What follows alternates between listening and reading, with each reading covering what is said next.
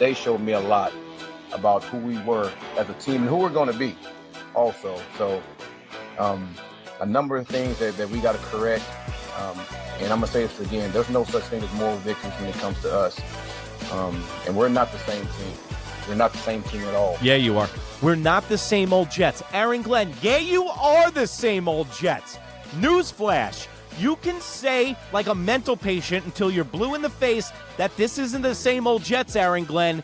But guess what? You're 0-3, the offense sucks, special teams blows, and the defense is on the fucking field too long. There's no difference from you and Robert Saleh. Actually, there is. Robert Saleh had a better defense. And guess what? He wasn't as much of a cheerleader as you were on the sideline today, Aaron Glenn. Has been perfect today. Oh! Blocked! Field goal attempt is blocked! Scooped up and will be taken all the way for a Jets touchdown. Will McDonald returns it into the end zone. And we are tied at 26. On 2nd and 10. Mayfield's pass is caught. It's Ibuka. Now remember, Thomas is in there for the injured Sauce Gardner. That's right, and that's a nice job. McLaughlin's kick is right down the middle. McLaughlin, the game winner. Tampa Bay now 3-0. Good evening and welcome to another installment of the New York Minute Sports Show. New coach, new GM, same old shit in Tampa Bay. The Jets are 0-3. Hit the panic button right now. We've got highlights. We've got Aaron Glenn's postgame press conference. It's New York Minute Sports. It's New York sports for New York nuts. Don't forget to like. Don't forget to subscribe. Let's go! It's New York Minute Sports. It's New York Sports Talk with Sports Nuts. Don't forget to follow us on Spotify and YouTube. Well, there you have it, folks. The Jets are the Jets at the end of the day. I don't care who the GM is. I don't care who the head coach is. It's the same old shit. You know what took me so long to release this episode is the fact that I didn't even want to do this. I didn't even want to talk about this game because spending time on the New York Jets is a losing proposition. And I've been doing it for 30 plus years now. I've been there since Rich Kotite, and let me break something to you, Jet fans. This is going to be one of the worst dumpster fires of a season you've ever seen. This will be Rich Kotite levels bad. You know why that's going to be? The telltale sign today was Aaron Glenn on the game go-ahead touchdown with the blocked field goal for McDonald, which was an unbelievable play. Aaron Glenn was acting like a fly girl from In Living Color on the sideline. You know, for the guy that's instilling prayers in the franchise and making them read the Bible, it's the same old shit. You can act like Bill Parcells all you want. You've seen it happen with Bill Belichick's coaching tree, dude. All these guys have come in and tried to act like Bill Belichick, and they've fallen flat on their face. I don't know about you guys. I'm smelling disaster land from Aaron Glenn. You know what? I even heard Aaron Glenn before the season started, before the first game, he goes, hey, this isn't the same old Jets. Aaron Glenn, why don't you tell me how this isn't the same old Jets at 0-3? Why don't you tell me how this team was better off under Robert Saleh than you? Why don't you tell me that you were saying this is going to be a new sheriff in town and that this wasn't going to be Club Jet, Club Med anymore, and then you come in and you act like a cheerleader like Robert Saleh on the sideline? Like, what are you doing? You have to start acting like a head coach. I know that you're a rah-rah dude, but I am not feeling the cheerleader. I know we just got male cheerleaders in the NFL, but I don't want the new Aaron Glenn head coach that we got being a cheerleader, and that's exactly what he was today. And by the way, as a Jet fan, are you examining your head as you sit on your couch when you got Tyrod Taylor starting the game? Like, that's not building a future. Any win that we get is not building on anything. You have the backup quarterback who gets hurt from his shadow, and the Jets could do absolutely nothing today until everybody turned the game off, and then they heard that the Jets were making it close, and then they turned it back on at the end of the game. Because these guys were unwatchable for 3 quarters of football. I heard they were going to be better prepared. I heard their defense was going to be better. I heard the offense was going to be better. None of this is true. Where's the running game? Where's Allen? Where's Breece Hall? Where's the new tight end that we just drafted? This defense is on the field way too long. It's exactly what I said in the Jets preview show of the season, is that these guys got an offense from 1992. Too bad it's 2025. The Jets are in such dire straits, you have no idea if you're a young Jet fan. And also, I'm hearing comments on Instagram, that's New York Minute, NEWYRKMIN on Instagram, that a large ship takes a long time to turn. Well, how long does it take a fucking ship to turn? Because I've been watching since Rich Kotite, all right? I've been watching since 1992. How long does it take the fucking ship to turn? Because I can't go. Dude, I can't watch this team and this organization anymore, and I know I'm not the only one that feels like this. This is why I didn't want to put a microphone in front of my face, but somebody's got to hear it. Because the Jet fans as a whole, we get bent over a fucking barrel every single year. We buy the merch. We buy the season tickets. We sit in that horrific traffic all the way to New Jersey. Then, once we get into the fucking building, we're in the worst stadium in the NFL. We've got the worst franchise. We've got the worst quarterbacks. We've got the worst stadium. It never fucking ends. We got the worst owner, too. It never ends, man. Like, I'm really starting to think that I should just root for another team. I can't do it. Everyone's telling me to root for the Giants, bro. It's been 34 years of this shit. The only high point that I have is Sexy Rexy that we knew that wasn't winning shit. And then we had Bill Parcells was the closest thing that we had to a Super Bowl. But we had a guy named Vinny Testaverde as our quarterback. We have never had a franchise quarterback, guys. We've never had a franchise quarterback, and yet we keep watching every single year. The Jets are 0-3. They suck again. They're a fucking dumpster fire. Their head coach is clueless. Their GM is clueless. Their offensive and defensive coordinator are fucking clueless. The defensive coordinator that cut Baker Mayfield, he just tore him to ribbons today. I don't know what to say, man. If you're looking for hope, it's not going to be coming from the New York Minute, because I'm going to give you the true story. I'm telling you right now, in September, the fucking season's over. Don't look for any high points. Don't look for any development, because most of these guys are gone. And in the NFL, you can get out of a contract really quick. Sauce Gardner goes down with an injury today. And another thing about Sauce Gardner is, after he signed this contract, he better not turn into a pumpkin. And the guy needs to eat a sandwich and put more muscle on, because this league is way too physical for him. And that's what's happening. Last year, he had a drop-off year, and this year, he has a lack of physicality, and I think Aaron Glenn has made him try to tackle more, and that's why he's not in the fucking game. And that's why he's hurt. So, if you think that the Jets are going to have more than 4 wins this year, you should have your head examined. And I'm really starting to think that Aaron Glenn is going to be a legit disaster as the head coach of this football team. Speaking of Aaron Glenn, okay? We got to go to this press conference. Now, what do you think is you're going to hear? And let me know in the comments below. Do you think he's going to put it on him?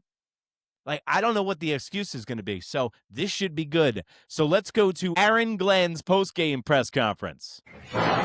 All right. On the injury front, 2 guys of note. Quincy had a shoulder. I see exactly how he's going to be when we get back. And Marcelino, hamstring. I think he'll be just fine. When it comes to the game, man, these guys, they fought their ass off. Love every one of those guys for how they came out in the second half. The thing is, we didn't do anything different when it comes to mentality and what we were trying to do. Penalties all over the place. Clemens is the biggest culprit on this fucking team. And you cut Gibson the other day, who's one of the most athletic dudes on the team, and you keep a guy like Clemens, who just is one of the biggest culprits of it. So you already have a double standard. You already tried to do this red line where you cut a guy that made a mistake in the first game, a crucial mistake. So you overplayed your hand already. Fucking Obviously, the pace had to pick up a little bit when it comes to our offense. Man, there are just small critical things that we got to get better, and we will do that. We do, but small critical things. What, like winning, Aaron Glenn? No. Like the Eagles and the Chiefs need to get better at the little things. The Jets need to get better at fucking everything, Aaron Glenn. This is why you scare me. This is why I think you might be over your skis. And that's why I think the Jets are going to be a dumpster fire of Rich Kotite Colossus stature this year.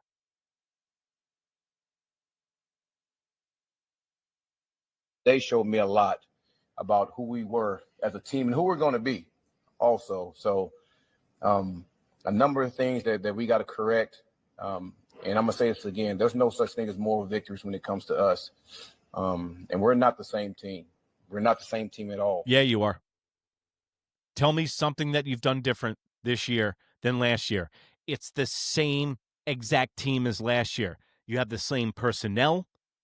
You have the same players committing the same penalties. You guys are sloppy. The offense sucks. We're not the same old Jets. Aaron Glenn, yeah, you are the same old Jets. Newsflash, you can say like a mental patient until you're blue in the face that this isn't the same old Jets, Aaron Glenn. But guess what? You're 0-3, the offense sucks, special teams blows, and the defense is on the fucking field too long. There's no difference from you and Robert Saleh. Actually, there is. Robert Saleh had a better defense. And guess what? He wasn't as much of a cheerleader as you were on the sideline today, Aaron Glenn. And I'm looking forward, to our next challenge, which would be against Miami. So we're going to go to work next week, continue to look at those things that we need to fix, and we're going to hone in on that. But I give a lot of credit to the way these guys came out and fought. No quitting any of these guys. But we just have to correct those real small things when it comes. None of our wide receiver core is probably going to be here next year. So who are you developing there? You're developing a tight end. You have a backup quarterback. The guy that you have in, Justin Fields, the reason he looked so good in the first game, Justin Fields, he had 4 weeks to prepare in the month of August for the first game of the year. He probably had the first 15 games. The first 15 plays of the game planned out. That's why he was so accurate with the ball. The wide receivers were running to spots, and it was preordained, okay? You see what happened in the second game when they only have a week to prepare. This team isn't prepared. This team is not disciplined. It would be one thing, dude, if you guys weren't the same old Jets, but you're committing the same penalties and the same mortal sins as exactly as last year. So what's the difference? There is no difference. The only difference is that they got you at the helm and you keep just regurgitating that this ain't the same old Jets. Well, it is. To the turnovers when it comes to, listen, this game wasn't won and lost on penalties at all. So I know that's going to be a huge thing. But when you look at the facts, you let me know where we were in penalties before this game. So I'm not even going to use that as an excuse. So we got to get better. I know that. We will get better. But I like exactly the way our guys fought. I feel like Tyrod was, getting. Dude, I like exactly where our guys fall, man. This is, oh boy. Did you hear his tone after the first game when he's like, this isn't a moral victory? He was Mr. Tough Guy. And then after today, he sounds like Aaron Boone instead of Aaron Glenn. A little bit more rhythm in the second half. Just kind of what did you see from him in that second half? That's exactly what he did. I think Tanner did a really good job. We talked at halftime as far as some of the calls that we knew that he liked. We want to make sure we get those in. and we got them in at a more rapid pace. And just like any quarterback, man, once those guys get into a rhythm, man, they start to see the game a lot quicker. And punt return touchdown and then come right back and score, obviously. But man, it's always tough. But here's the thing that we also talked about is confidence and belief. And that's why I say these guys are not the same. These guys believe. And we're going to continue to believe. And no matter what the situation is, this is something we talked about going back to training camp. No matter what the situation is, we can always win the game. And those guys showed that. So I was proud of that all the things that we talked about in the offseason when it comes to that, I mean, these guys believed in that, and they showed it. Oh, my God, he's rambling. He's legitimately rambling. When they gave him the interview, did they know that he does well with the press or doesn't do well with the press? And I'll tell you this. I know there has to be a balance between nice guy and tough guy. But when the tough guy's the head coach and you're winning, it's all good. You look like Bill Belichick and Bill Parcells. When you're the tough guy and you're losing, you lose the locker room and you lose the players on the team. So I don't know if this tough guy bullshit where he's cutting people for fumbling, when they keep just piling on the losses, which they will, I don't even look at the line right now. I bet you they're an underdog to the Dolphins, and I could see them losing that game. I can see the Jets starting the season 0-6. Was a lot of pressure. You knew they were going to blitz a lot, and there was a lot of pressure. Can you just talk about that and some of the issues that blitz was causing? That's nothing new from a Todd Bowles defense. That's what they always do. And there's really nothing to really elaborate on. I mean, that's who he is as a defensive coach. He likes the pressure. And when you do that, man, we got to be spot on with how we protect. We also got to be spot on by getting the ball out, too. And I thought we did a better job of that in the second half of being able to do that. So I thought across the board, our players understood exactly what we had to do, and they did a better job of that in the second half. We just got to. All right. That's it. Don't get it twisted. The only reason this game was close was a completely acrobatic play from McDonald. Other than that, this team, for a third game in a row, didn't show up, was sloppy, was penalized, and did not look motivated. You know how many text messages I got from other fans of other teams saying they don't look like they want to be there? And then I heard it might be too hot on the field. Well, guess what? Bring a fucking air conditioner then. So the New York Jets, Miami's next. And guys, just get the popcorn ready. Pull up a chair, get the popcorn ready, and it's going to be a dumpster fire. Or just check out. The reason I'm still here is I got New York Minute Sports right here. We got the Yankees in the postseason. Thank God I have the Knicks in my life. Thank God I have a winning baseball team in my life. I'll be covering them wall to wall. But I'm going to be doing the Jets. This is a labor of love. I love doing the channel. This is for my Jet fans. I don't mean to be doom and gloom, but I am not going to lie about this team. I am not going to find a ray of sunshine out of this loss. I am not going to polish this turd for anybody today. The Jets are going to Jets. I got this fucking close to quitting this team today. So I'll see you next week right here on the New York Minute Sports Show. And remember, if you can't be good, be bad, baby. Bye.